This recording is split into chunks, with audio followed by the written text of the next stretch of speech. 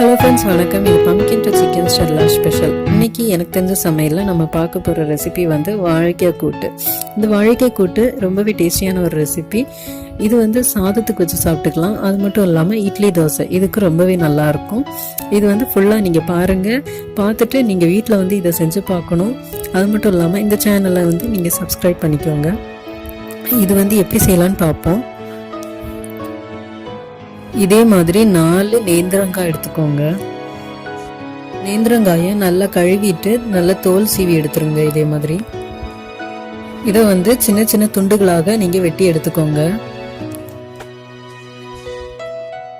நறுக்குன வாழைக்காவை எல்லாத்தையுமே நீங்க தண்ணியில போட்டுருங்க, அப்பதான் கருக்காது. ஒரு மிக்சி ஜார்ல 4 பச்சை மிளகாய், அப்புறம் வந்து ஒரு பல்லு பூண்டு, பெரிய பல்லா இருந்ததுனால 2 துண்டா வெட்டி போட்டிருக்கிறேன். சீரகம் 1/2 டீஸ்பூன். தேங்காய் வந்து இவ்வளவுக்கு எடுத்துக்கோங்க. ஆனா இதுல ஃபர்ஸ்ட் டைம் வந்து இதுக்கு கூட 1 டீஸ்பூன் மட்டும் போட்டுக்கோங்க. 1 டீஸ்பூன் போட்டு நல்லா அரைச்சுக்கிடுங்க. இங்க பாருங்க, இதுக்கு கூடயே இனி இதையும் ஒரு அடி அடிக்கணும். எல்லாத்தையுமே போட்டுடலாம்.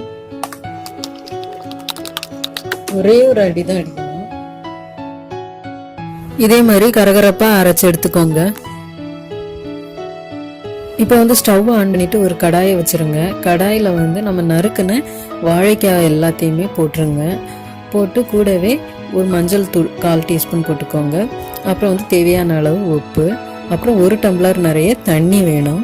நான் வந்து இந்த தேங்காய் அரைச்சேன் இல்லை, அது மிக்சி ஜாரை வந்து கழுவி இதில் தண்ணி வந்து கொதிக்கிற வரைக்கும் இப்படி திறந்தே இருக்கட்டும். அதுக்கு பிறகு நீங்க மூடி வச்சிருங்க, நல்லா வேகட்டும். இப்போ வந்து நம்ம திறந்து பார்த்துடலாம். நல்லா வெந்துருச்சு. இதை வந்து தனியா வச்சிடலாம். இப்போ வந்து அடுப்பை ஆன் பண்ணிட்டு நீங்க வந்து ஒரு சட்டி வச்சுக்கோங்க. மண் சட்டினா நல்லா இருக்கும். மற்றபடி ஏதாவது ஒரு ஃப்ரையிங் பேன்னாலும் ஒன்றும் இல்லை.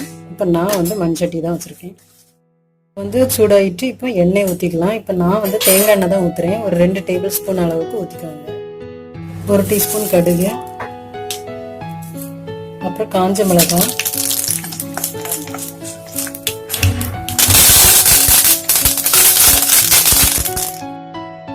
அப்புறம் வந்து அரைச்ச விழுதை வந்து இதில் போட்டுட்டு நல்லா 1 நிமிஷம் வதக்கிடுங்க.